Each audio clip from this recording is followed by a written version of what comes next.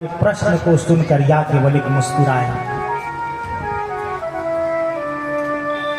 याज्ञवल्क्य कहते हैं, राम भगत तुम मन क्रमवानी, चतुराई तुम्हारी मैं जान, चाहु सुने राम गुण गूढ़ा, कीन्हु प्रश्न मनहु अति मूढ़ा। हे भारद्वाज जी, हम आपकी चतुराई समझ गए।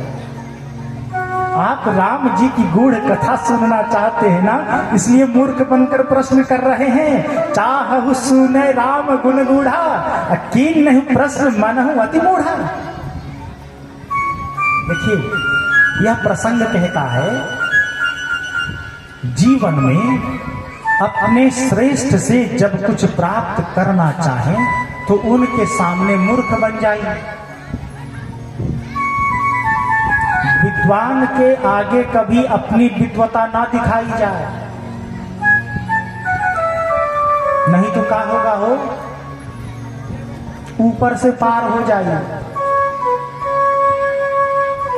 जीवन में किसी श्रेष्ठ के से कुछ प्राप्त करना हो तो मूर्ख बनकर बैठ जाइए। हम राजस्थान उदयपुर जब कथा करने गए थे ना, कथा करने के बाद जब अपने कमरे में गए तो एक किसान भैया हमारे कमरे में मिलने आए।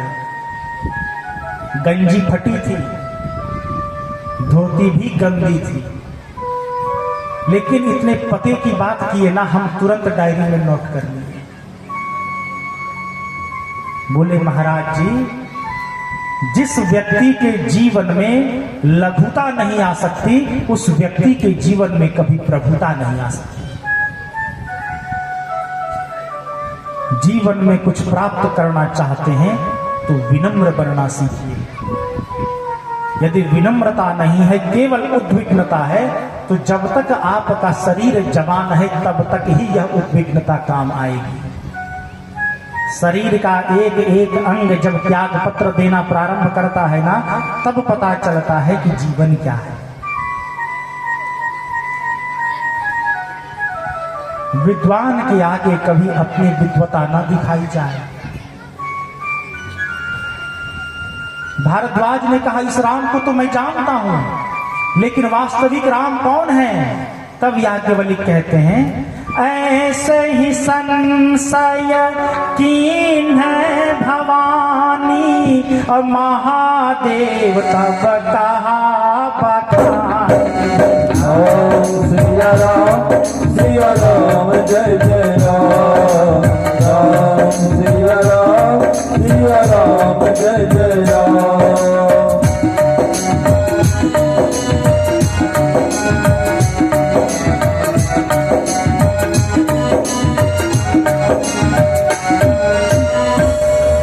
याज्ञवल्क्य कहते हैं, हे मुनि भारद्वाज, आपके मन में जो यह संशय है ना, ऐसा ही संशय एक बार मां भवानी को हो गया था। ऐसे ही संशय कीन्ह भवानी, महादेव तब कहा बखानी। तब माता भवानी के संशय को समाप्त करने के लिए भगवान शंकर ने जो राम कथा सुनाई थी, वही कथा हम आपको सुनाएंगे। जैसे ही यह बात कही ना, भारद्वाज जी रो के बोले, रुका पंडित जी, ऐसे रुको। हमें संशय हो सकता है क्योंकि हम जीव हैं, हम जीव हैं। हमें किसी के ऊपर शक हो सकता है, संदेह हो सकता है, लेकिन पार्वती तो शिव की पत्नी है ना, जगदम्बा है ना, भला उन्हें राम जी पर कैसे संशय हो गया? आप हमें पहले वह कथा सुनाइए, इसके बाद राम जी की कथा सुनाइएगा। अब यहीं पर रामचरितमानस में राम कथा से पहले शिव की कथा प्रारंभ होती है। याज्ञवल्क्य कहते हैं, एक बार त्रेता युग माही, असंभु गए कुंभज ऋषि माही। सिया राम जय जय राम, राम सिया राम जय जय राम।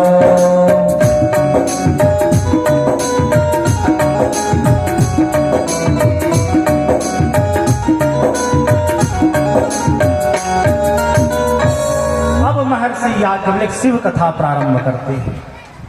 कहते हैं, एक बार त्रेता युग माही, शंभु गए कुंभज ऋषि पाही। संग सती जग जननी भवानी, पूजे ऋषि अखिलेश्वर जान। एक बार त्रेता युग में भगवान शंकर को राम कथा सुनने की इच्छा हो गई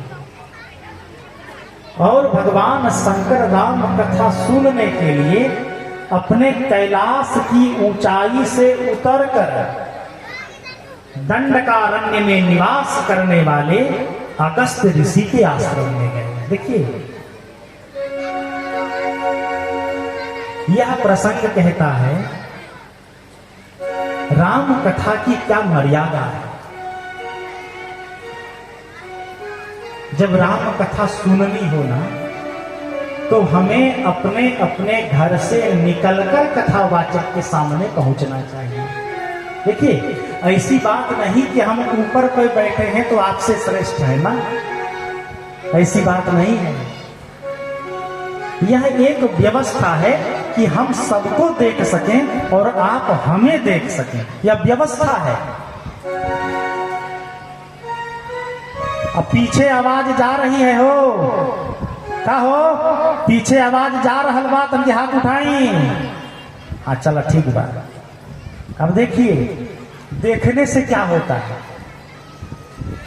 न जी भर के देखा